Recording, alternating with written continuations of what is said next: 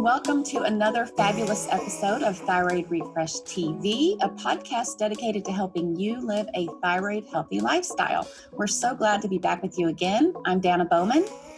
And I'm Jenny Mahar, and we are the dynamic duo behind Thyroid Refresh and Thyroid 30. And we're so thrilled to be here today with functional diagnostic nutrition practitioner Jenn Malecha to talk about mold. What is mold and mycotoxin illness? How might mold be affecting our thyroid health? This is going to be a really informative show. Jenn knows so much about this and has had her own personal experience. So we're really looking forward to this episode. Thank you, Jenn, so much for being here and welcome. I'm so excited to be here and share this information because I think mold is so much more common than people even realize it, and they just don't know enough about it. So I'm excited to provide some insights for your listeners today. Before we get started, I want to let all those people out there know a little bit about you. Jenn Malecha supports busy, health-minded professionals in taking back control of their health by giving them access to the right lab tests and resources so they can find the missing pieces of their health puzzle, actually fix what's wrong, and get back to feeling like themselves again. Using over a decade of personal training experience, training in functional diagnostic nutrition, and transformational coaching, she creates personalized health rebuilding programs for clients that are realistic and sustainable for long-lasting results, and that empower clients to be the boss of their own health. If you're ready to take a look at the big picture of your health, not just one disconnected piece at a time, to embrace healthy as a way of being and to stop settling for anything less than you deserve when it comes to your health and happiness, then Jenn is exactly who you've been looking for. Sounds great to me. I'm ready for all of that. So Thanks again. Well, and you're the Holistic Health Boss. That's where people can find you online at holistichealthboss.com. And that's holistic with a W. Yes, just like Whole Foods. So I read your 3-part blog series on holistichealthboss.com on mysterious mold, which was great, very informative. And you've also got some YouTube videos that accompany that series. And the takeaway is that mold can be a hidden root cause of illness that we can be really overlooking. And this includes thyroid dysfunction. And it's, hidden to the point where we don't even know it's there in our homes. So you talk in this series about finding mold in your guest room / home office and realizing that all these crazy health issues you were having could be tied to this point 2 years prior when you started working in that room 5 days a week. So can we start with that, with your personal mold story? Yeah, this mold story is kind of so crazy, and it's, I believe in like divine intervention, and it's, when you hear it, it's kind of serendipitous in that way, right? So I got into the work that I do as a functional health coach, a functional diagnostic nutrition practitioner back in about 2013. And getting into that work, I did have some health issues to resolve at that point in time. Like I had been diagnosed with skin cancer at a really young age. I was having like insane ear infections that were knocking me out for days at a time. And going through this training process and becoming a functional health coach, I learned to resolve all of those issues. Like getting into the functional lab testing, I was able to uncover, hidden healing opportunities within myself. I had bacteria overgrowth in my gut. I had adrenal dysfunction. I had high oxidative stress and a congested liver, which all made sense for how I was cultivating cancer in my body. But so by the time I kind of put things in motion and I resolved all that. I was feeling absolutely amazing. And in right around 2014 is when I started working from home. So 2013, I turned 30. I got married that year. Like it was the best year of my life, right? Feeling amazing in my body. And then 2014 is when I started working from home full time. And slowly, just over time, like things started to I started to kind of fall backwards in my health. Like stuff that I started noticing were like one of the early on clues that I can see now, like hindsight's always 20/20, right? Is that I went to the dentist and the dentist pointed out that I was grinding my teeth. And so I was like, that's kind of odd. Like, I don't know why I'm all of a sudden grinding my teeth. Well, turns out that teeth grinding or bruxism can be related to parasites and yeast overgrowth. And so I went home and did my research and figured that out. And sure enough, did a stool sample test on myself. And I had candida and some parasites that had popped up. And I was like, that's weird, because I've totally changed my lifestyle, like, to get rid of these things. And then I started to slowly put on weight. So over the course of 2 years, I put on about 15 pounds. So what was interesting about that is that I actually didn't really change in clothes size. So it was more like inflammation and bloating was kind of happening. And I was going crazy trying to figure out what's happening. And then, leading up to like this year, like the year process of discovering the mold, was I started having cystic acne, and I had never had acne in my entire life. Even as a teenager, I always had clear skin, like the occasional zit here and there, but it was like, I was like disgusted every time I looked in the mirror. Like I was picking at my face. I was getting cystic acne on my back. It was just really odd. And I had also been on birth control since I was 16. So at this point in time, it was about, 14, 15 years. And I started having breakthrough periods, even though I was on the pill. And I was like, just more things started accumulating over time. And it really got bad right before I discovered the mold, like, this spring of when I discovered the mold, like my hormones just started to go absolutely crazy. Like when I would, lead up to that week of getting my period, I was super emotional, like just felt awful. I would cry at anything that happened. And then I remember it so distinctly because it was like in May when one of my friends got married, and I woke up the morning after the wedding and my breast was so inflamed. It had like a huge red streak on the side of it, and you could feel heat coming off of it through 2 layers of clothing. And I was like, do I have breast cancer? You start freaking out about what could this be? And I went to all the quote unquote women's health specialists here in San Diego. Like I saw Chinese medicine specialists, like normal doctors. And it was actually really disappointing. Like they said that they had never heard or seen anything like that before. They really didn't have any answers for me. One person wanted to prescribe me, progesterone cream. And I was like, well, why am I going to put hormones in my body when this is a hormone problem? And you can't actually explain to me why you're giving that to me, because you don't know what's wrong with me. And I was just starting to really spin my wheels about it. And I had my own assumptions about what was happening. Like I started to kind of think that I had estrogen dominance going on, because estrogen dominance correlates highly with like weight gain, these type of hormonal issues, like heavy, painful periods and stuff like that. And then shortly thereafter that wedding, I got my period again, and I had like a 12-day period, which I was on the birth control pill. It was really like strange. And what was so significant was it was a Thursday morning. I remember it clear as day. Like I woke up and my period had stopped, and I went, and I was still personal training at the time. I went to go train a client, and then I came back and sat in my office. And after 2 hours of sitting in my office, my period started again. And I was like, there is something in this room. Like, what is happening? And shortly thereafter, I opened the closet door to get some packaging material out of this guest room / office that I was working in. I just so happened to look up, and there was black mold all over the ceiling. And what's also interesting is that at the time we had a black lab, and sweetest dog ever. And actually before all of this, he started having GI issues, like really chronic GI issues. Like he almost died that summer earlier from protein losing enteropathy, which is basically like the intestinal lining wears down and he wasn't absorbing nutrients. And so he had dropped like a ton of weight, and we had to put him on steroids to save his life, basically.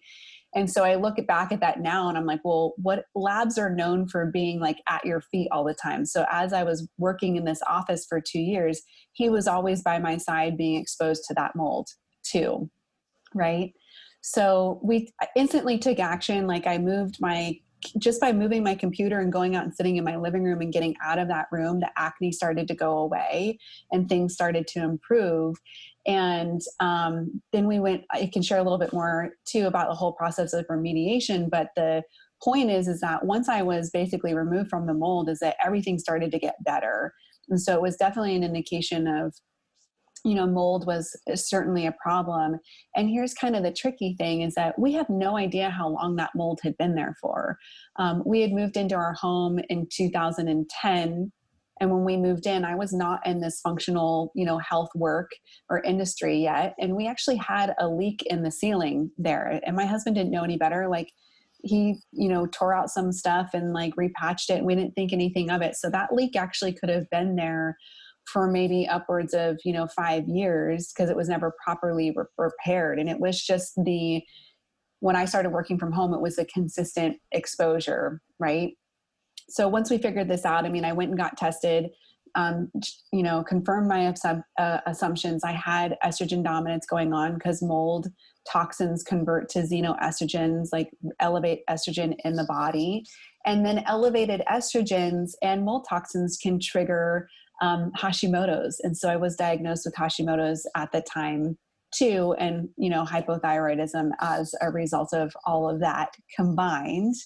And that was the trigger points, for me. And I'm happy to say that I'm sitting here talking to you guys in remission, which is cool.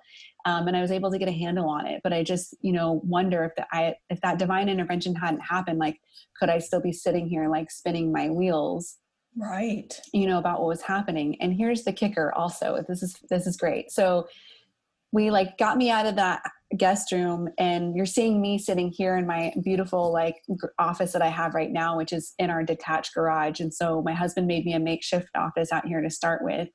And when we had official mold testers come over, and when official mold testers come over, they usually do like 4 or 5 samples. They'll do air samples, wall samples, different parts of the house, and then they compare it to the outside air because there is a natural level of mold spores in the air outside because of moisture. So you want to see what the baseline is and compare it. And, they were like, we have one more sample spot that we can do. Where do you want us to do it? And I was like, well, for shits and giggles, let's do it in my office outside. And my office outside had 10 times more mold, Stachybotrys black nasty mold than inside. Oh, no. Because we have a pool. And we'd never owned a house with a pool before. Our pool pump, which walls up to my office right here, was leaking. And, we just thought like, oh, it's normal to see water accumulation around a pool pump. Who knows, right? When we actually removed it, like the pool pump had like not just a leak, it was like shooting water out of it directly onto the house. And we don't know how long that was happening for too. So moral of the story is that if you see any water accumulation anywhere in your home, you should investigate it because it's likely not normal. And water damage is, the number one leading factor when we're talking about mold, basically. Wow. And how many homes have had a leak here and there? Here in Montana, we get frost heaves as the temperatures fluctuate throughout the winter. So you'll get that like on the eve of your house, and this ice dam builds up, and those ice dams melt, right around the part of your roof above your gutter. And that can seep down into the walls. Right. There's so many different ways this can happen. And I wanted to ask you, how do you know if mold is a problem in your home or workspace? And I'm glad that you mentioned that when I was out of this space, I felt better. When I was in this space, I immediately felt worse. There's no more clear and simple indication than that. But are there other ways you can maybe start putting some pieces together to know whether or not mold is a problem in your home or workspace? Definitely. And, water damage is such a common thing that we just need to pay more attention to. Like I was going to mention this book that I had stumbled upon right around my journey. It's called Is It Mold? And it's by a naturopathic doctor, Karen Wright. And maybe we can link it to the show notes or something. But one of the things that she talks about in here is all the states that are affected by hurricanes. So you think in our time, Hurricane Katrina, New Orleans, she actually references in here some statistics about hurricanes that have hit the New York area and the amount of water damage. And there are no laws or regulations around how apartment complexes or landlords have to deal with water damage. That's scary, right?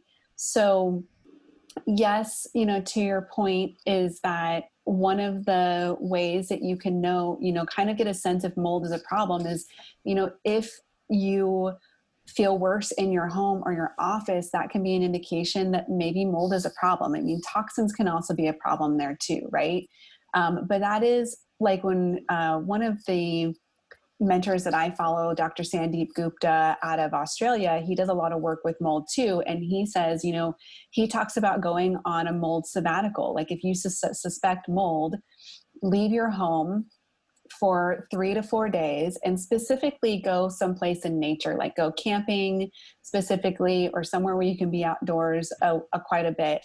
And if you feel significantly better, then that is a clue that there's something going on in your home or your workspace that is affecting you. The interesting thing about mold is that it's estimated that only 25% of the population has the genetic mutation where mold becomes like a really significant health problem. And mold can affect all of us because it is toxic, but there is this 25% of the population that can get extremely ill from it. And the author of this book, she's actually kind of one of those people. So she talks about even like she stepped off of a plane into the Portland airport and she instantly had a reaction because there was like mold in the airport somewhere. I was never that person necessarily. But I think what happened to me was the consistent every single day, 8 to 10 hours. I mean, even longer, 24 hours a day, I'm exposed to it. The toxins that it produces and offsets start to burden the body, and eventually your body can only withstand so much burden of toxicity or other things that are going on in your life. So I think one of the things that helped me through this process is I had already been practicing like an anti-inflammatory diet. Like I had been going to sleep, at a good time, like by 10 p.m. I was taking quite a few supplements for just health maintenance to support my liver and things. And that's probably why it was this like, accumulation over time. And then eventually the burden became so large that the straw broke the camel's back. Right. But if you're having these, acute responses to, or, even chronic responses that are going on, like that would be a sign. Here's a couple other clues that are also really interesting as I've done this research is if you urinate frequently. Like this is 100% true with me. Was I just thought I drink a lot of water. It's normal to go to the bathroom every hour. Like I would be on coaching calls with clients and in between I would have to go to the bathroom every hour. I still drink the same amount of water and I probably only go to the bathroom maybe like 3 times a day, 4 times a day. So there was a significant difference in my urination frequency that happened. And that is a common correlation because your body is trying to expel the toxins out. Another really fascinating one is if you shock things a lot. So, like you're doing laundry and you get electric shocked, from it, or you touch something and there's that little electric shock. If you find yourself doing that really frequently, that can also be a sign of mold toxicity as That's well. so too. Interesting. Yeah. Isn't that so fascinating? Random too. Wow. Yeah. Things that you would never, intuitively correlate with mold. Right? Exactly. Like I don't shock anything anymore. I used to shock everything. I was like, I'm just electric. Yeah. Right? Wow. I love that. So those are some like uncommon things that people don't talk about. I mean, from I think in the thyroid world, some people are kind of in tune with gluten sensitivity or reactivity. It makes you hypersensitive to gluten. So if you're like living this gluten-free lifestyle and you're doing food sensitivity tests and you still come back elevated and you're reacting to cross-contaminated foods and all that stuff, then that could be a sign that something's going on. If you do have high estrogen values, when you're doing some testing, that can be a sign. Or if you're battling a lot of bacteria, parasite, yeast overgrowth in your gut, that can be another sign of mold. And one of the resources that I love to give the viewers today too is that you can actually do a visual contrast screening test for $15 online, and molds can affect your ability to see color contrast. So this test will assess your ability to see color contrast, and that can be an indication of mold. Now, it's not an all-inclusive test because I passed it with flying colors and I was, obviously exposed to mold. However, if you fail the test, then that's probably a direct indication that you've got some mold stuff going on that needs to be explored. Wow. So do you know offhand where people can find that? I don't know the exact link, but if you Google VCS, visual contrast screening, so VCS stands for visual contrast screening, and specifically put in Dr. Richie Shoemaker, or even just put in Dr. Shoemaker, it will pop right up in a Google search for you. Dr. Richie Shoemaker has been kind of like the pioneer, the original gangster when we think about mold exploration and research. And, there's maybe some conflicting information out there now compared to his research, but I have found a lot of the things that he has shared to be extremely helpful, especially this screening test. I mean, for $15, you can test yourself and your whole family. And it gives you a baseline, like you get a score on it. So you can, if you are exposed to mold and you failed it, you can utilize this to retest yourself over time, and you should see improvements. Like, going back to what Dr. Gupta says out of Australia, that, going on a mold sabbatical, like getting out of removing yourself from the mold environment, Dr. Gupta is seeing correlations with people who've done a visual contrast screening test and failed it. They get out of their home for 3 to 4 days on the sabbatical and they redo the test and their score is improved. I mean, it can be that quick to see a change, basically. It's called survivingmold.com. I just found it. Yeah. And I have done it myself before. So, yeah. Yeah, because you had mold in your last place that you lived in. That was 2 places ago. Yeah. Yeah. Right. And we moved immediately. So. Yeah. That was good. Crazy. And nice to be able to do that, Oh, well, it just so happened we could, right? It was great, right? Yeah. We were renting at the time, so you were able to get out. So I was curious, Jenn, about other tests you might recommend, both for your home and maybe are there some physical tests, like does it show up on a stool sample, things like that? Yeah. So mold testing is really interesting. And I am, with the approach that I do, this holistic approach is that, and just like anything else, is that we don't want to chase the root. This would be, maybe people would say this is the root cause. And the reality is that the mold is not the root cause. It's a contributor to, there's multiple causes, and it doesn't affect just one system of the body. So when I worked with myself and when I work with other clients that are dealing with mold, there are some foundational tests that I run because in order to support the healing process, we need to understand what's going on in the body collectively as a whole, basically. So I'm a big fan of running the Dutch hormone test. It's a urine test. It looks at your sex hormones, and then it also looks at your cortisol rhythm and other elements related to that, because the mold, like I was explaining with mine, I was estrogen dominant, and on the Dutch test, we can it's easier to pick up some of the estrogen dominant type of markers on a Dutch test. You won't always see that on a blood test, and you won't always easily be able to pick up on that on a saliva test either. It can also, based on how it messes with your hormones, it can really drive down testosterone levels as well. So those are some key indicators that we can look at. And as we heal the body, we want to support those things. So it was really important to get my estrogen down to a normal level, right? And when we look at that, it also gives us insights about the liver being clogged. Like your liver is in charge of eliminating all these mold toxins, but also excess estrogen. So from that information, we can support the liver better. We can support hormone balance better. It can also even tell us about insulin resistance, like carbohydrate intolerance, and all these things are important in reducing inflammation overall in the body.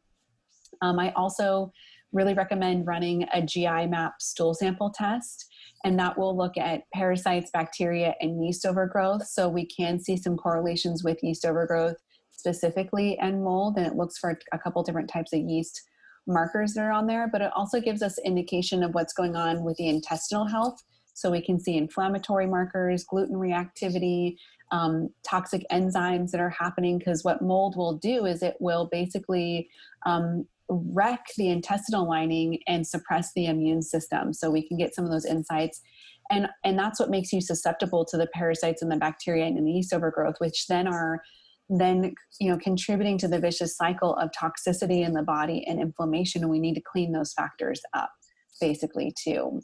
A food sensitivity test is really important because food sensitivities can be a contributor to or a result of a dysfunctional intestinal lining or a suppressed, a weakened immune system.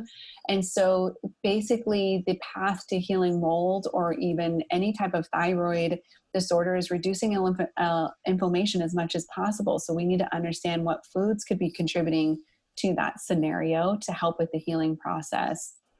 And then, we can also run organic acids tests to see if there's systemic yeast going on in the body, or there can be other correlations with some of the markers on there to look at mold. And we can run a mycotoxins test, which is a urine test to look at are there actually mold toxins coming out through the urine that can give us some indication to exposure. One of the downsides to the mycotoxins test is that it could be past exposure that the body is just eliminating. It doesn't actually have to be recent exposure necessarily, but if you're correlating with like, we found this water damage in our home, then you can kind of correlate and say, oh, these things are connected, right? More in-depth testing for mold from like the body perspective, and for people who may be having a more severe reaction, like I definitely did this testing on myself, is you can do blood test to look at something called CIRS, which stands for Chronic Inflammatory Response Syndrome. This test is a little bit harder to get because it's usually doctors don't know how to order it because they're not dealing with mold regularly. They don't know what markers it would be. And it's not always covered by insurance because it's a really unique scenario. And this is a lot of times, like it's actually addressed in this book that I mentioned earlier, is that, there's this disbelief around mold being an issue because only 25% of the population is affected by it. Doctors will say, well, people will say, well, your husband's not being affected by it. It's not a problem. Like there's something else wrong with you, But the blood test will look at things like MSH, which is melanite stimulating hormone, VEGF1,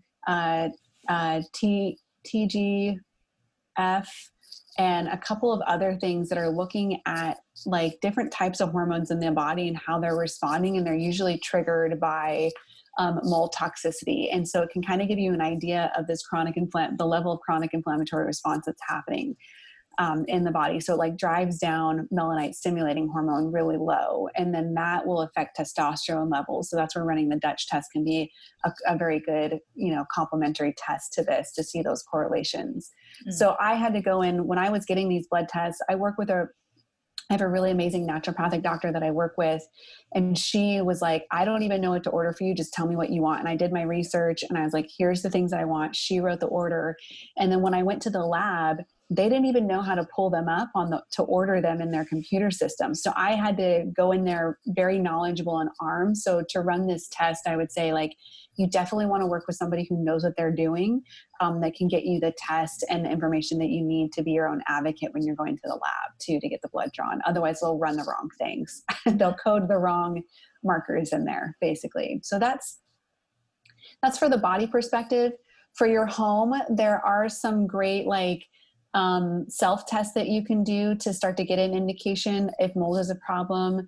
I love Immunolytics, or you can also go to the CitraSafe website, but they have what's called like a microscopy test. So you get the Petri dishes and you place them out in your home for an hour and they collect the mold particles and dust and you cover them up and you send them into the lab. These are not the same type of mold tests that you'll see at like your everyday Home Depot or something like that because of the lab that they're going to. They need to be going to a credible lab. So that's where Immunolytics does this. And it's pretty affordable. I would say it's maybe about $100 for a test. And I think that they do like a discounted rate if you're testing multiple rooms. So I've used those. And then also through Micrometrics, you can go to mycometrics.com and they do what's called an ERMI test, which is what we call a PCR test. So it's looking at genetic data. And it's actually as simple as getting like a Swiffer cloth and you just will wipe certain surfaces, of your home wherever you want to test. And then you send that into them. And they will test for the mold and they'll provide a full report back to you. And then you can calculate what's called a Hertzme score, And the Hurts Me score basically is a calculation of the top most toxic molds and what are the spore counts in that. And then based on that value, how high risk is it for somebody who might have a reactivity to mold? Like, what is their, are they likely to have this chronic inflammatory response syndrome? And so I've used both tests in my house. And those were indicators. Once we saw positive results from that, then you go down the road of investing in a professional mold tester, I think, to come out, which can, run you probably close to $1,000 to have that done. So this is where you can do some of that preliminary test just to feel confident in spending that money. But they will come out, and that's what I was mentioning earlier. They'll do multiple samples. They'll test the outside air and all of those things to confirm and try to isolate and locate where the mold is in the home specifically. Well, thank you so much for sharing so many great resources as far as testing and the books and stuff too. We'll make sure to put links to those in the show notes on thyroidrefresh.com. What about, really quickly, what about people just spraying Clorox or bleach or... Oh, God. That's what I was just going to ask. Did you just get the bleach bottle out when you found that mold? Do you recommend against that? Do you hire a professional? Like, what are some of the considerations with actually mitigating the mold problem? Right. 100% do not use bleach. And that also is addressed in the book. So bleach or Clorox can actually cause mold to mutate, and it'll make it worse. Oh. So actually the best cleaner of mold or defense against mold is essential oils, like Three Thieves oil. So if you're a doTERRA fan, that would be something like On Guard, or I forget, Young Living, I think they call it Three Thieves potentially. And she talks about that. What's so fascinating is in this book, she talks about how mold dates back even to biblical times and how it's actually mentioned in the Bible. And they talk about in there using things like oregano and different herbs to get rid of it.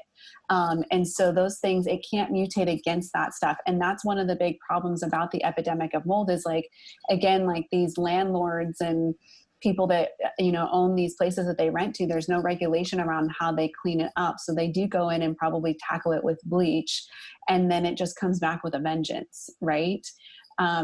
What you really want to do is you need to, one, fix where the leak or wherever the water damage is coming from. And two, you need to remediate it properly. And this is where I think if people aren't knowledgeable about this, it really goes wrong sometimes, because mold is actually airborne. The spores will travel through. So proper remediation means that you have a professional come in, they actually airtight seal off the area where the water damage is, and they run air cleaning fans while they're doing this, and they will test the air before and they will test the air afterwards. So in this airtight, the whole point is when they go in there and they start breaking down drywall and tearing stuff off, you don't want all of that mold to now become airborne in your house. So we want to seal the space off, right? So they come in and they do that. They treat the area with their special mold solution stuff. They leave the air scrubbing fans in there for a couple of days, and then they come back and test it again to make sure that it's gone. That's proper remediation. And then you need to address the fact that mold is airborne, and it does, because it's a spore, it will get embedded in any porous surface. So your wood desk, your clothes, your furniture, everything we have is porous, right? Unless you live in a stainless steel shipping container somewhere, right? Which some people do.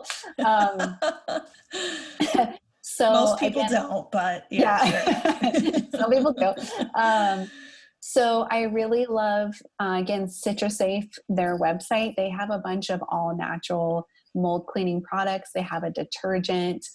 They have a carpet solution. They have a furniture solution that you can use. They even have a shampoo for your pets. So that was one of the things that I discovered through this process is those people that do have a very severe reaction to mold, our pets bring mold into our house. And so that's not a problem for me, again, but some people that can be. So they even have a pet shampoo, and they have candles and things that you can burn in your house that will help to get rid of, and air purifiers that will help to get rid of the mold, basically spores that are in the home. And we've gone through a process of doing that, to a point where everything felt clean and kind of was testing negative for us too.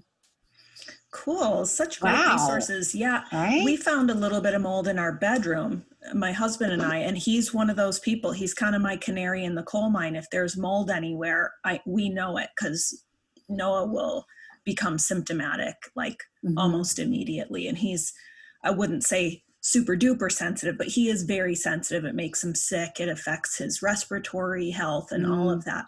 So we knew something's up, and sure enough, we found, you almost couldn't see it right on the windowsill, because we live in a place where it can be 70 degrees in the day and 30 at night. We get condensation. Yeah. And we tried a couple things that didn't work, or it worked and then it came right back. And what ultimately got rid of it was tea tree oil for us. It worked really well, because, and that goes into the pores of the wood. Yes. Anyway, but yeah, there's, natural things you can use that are very effective at killing mold. So, and always great to have those resources for, who would have thought your dog, your pets bringing mold into the home. So lots to think about. And I know for some people, this has been a very life-changing thing. I think about so many people in our community who report these heartbreaking stories of those cascading health issues, and not knowing what it was. Right. And that's the kicker, when you just don't know, right? So it feels so good to do shows like these, because you're just, helping those out there, right? Exactly. And I think about like when I started accumulating the weight and things were starting to happen, I definitely went and had my thyroid tested and it checked out fine. And then it was like, a year later, we discovered this mold and my thyroid was 100% not fine anymore. And there's a whole like psychological component that comes with it too, is that I had to do a lot of mindset work on like, am I safe in my home?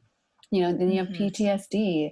Like, is this going to happen again? And we have actually had a couple other water damage places after this whole thing. Like we went through a house remodel, and some of the piping in between the walls, they didn't like seal very well. So we had to rip open walls, and I was kind of freaked out about that a little bit. And, I'm always, one of the pearls for me that I've learned about this is that it has taught me to be even more in tune with my body.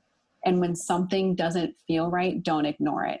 Because, in the beginning, like I think maybe you guys have experienced this, is I just kept chalking it up to like, well, I'm getting older, or I was like beating myself up about like, I need to be better at like taking, eating healthier or be more restrictive or do these things. And I should have just really sat down and done some like taken more ownership over like being my own advocate and done some deeper testing in the beginning versus just waiting for it. Like I was prioritizing work and life over my health, and it eventually wound me up in a trap again, And so things that I love, I don't know if you guys know Dr. Tom O'Brien, you probably do, but one of the things that he always says is just because something is common does not mean it's normal.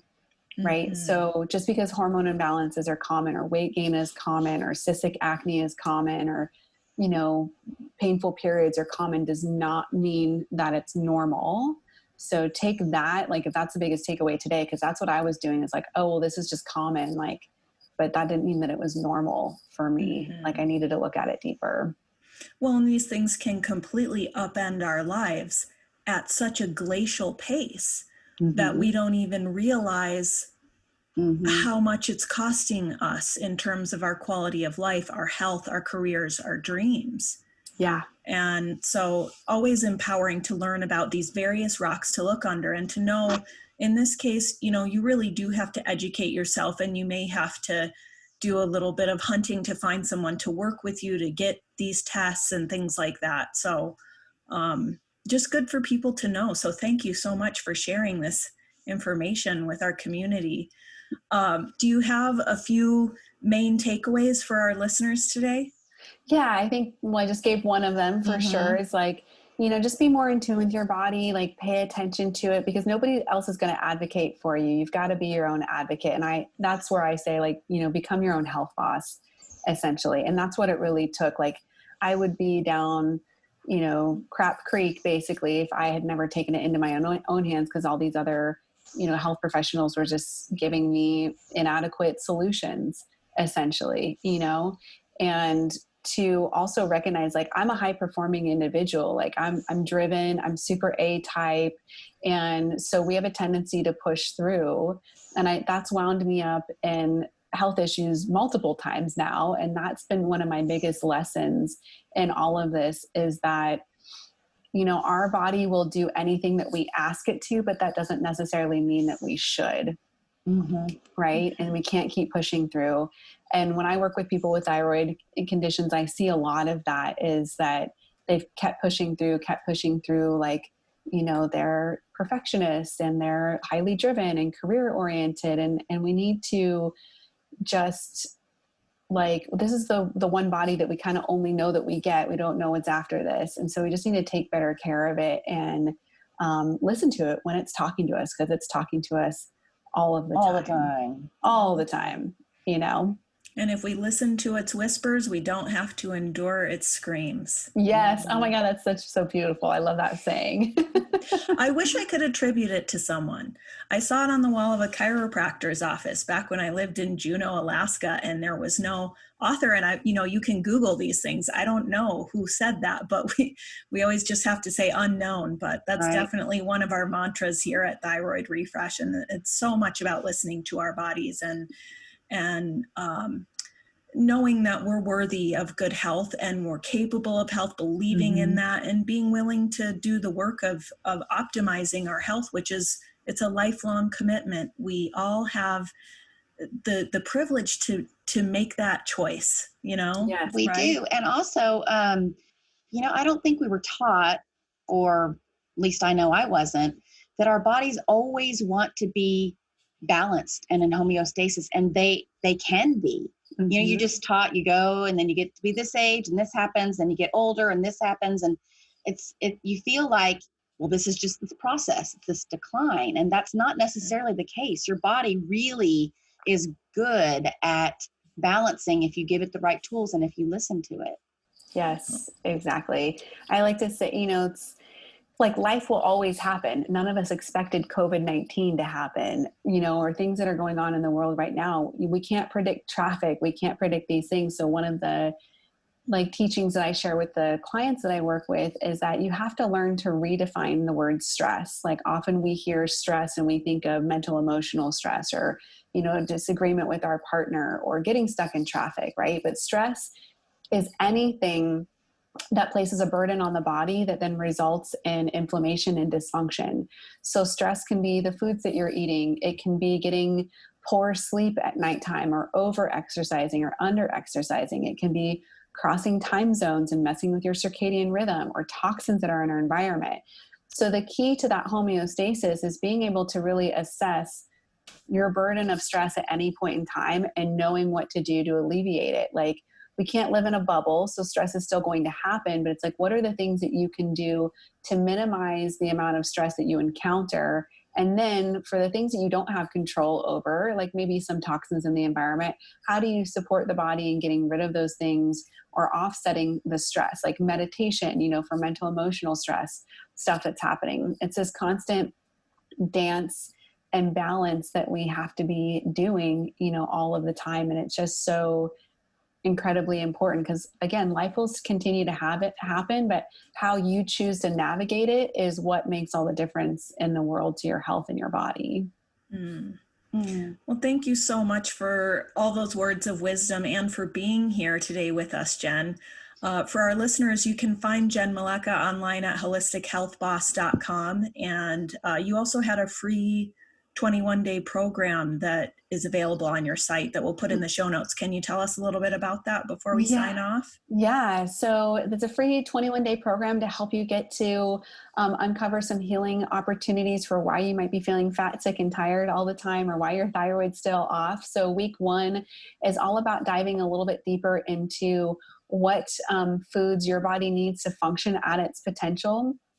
So a lot of people out in the thyroid world are trying elimination diets or these other things. And this is kind of it's finding out what works for you specifically in a unique way. And then week 2, you move into sleep, because I think we have to learn to value sleep more than diet and exercise. If you're not getting really great, adequate sleep during the right times, and the right times of the night are the most important aspects of sleep, it basically cancels out all of your diet and exercise efforts or other things that you're doing. So sleep is so important. And then week 3 takes you through an exploration to see, like, do you have parasites, bacteria, or yeast going on in your gut that might be contributing to internal inflammation and toxicity and some of the issues that are going on. And you kind of go through this exploration process. And then you get an opportunity to have a discovery session with me if you would like to explore and talk about that more, to see what's happening for you and what might be some solutions for you too. Awesome. That sounds great. Well, thank you again, and thank you all for joining us for another episode of Thyroid Refresh TV, where we give you the inspiration and information you need to live thyroid healthy. To receive your free Thyroid Thrivers grocery guide, you can visit thyroidrefresh.com, and to learn more about Thyroid 30, our revolutionary 30-day wellness adventure, go to thyroidrefresh.com/thyroid30. You do have the power to heal, and we have the tools.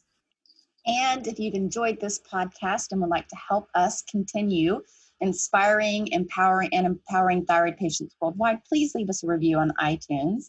It would, of course, make our day, because you are what makes this community the amazing resource that it is.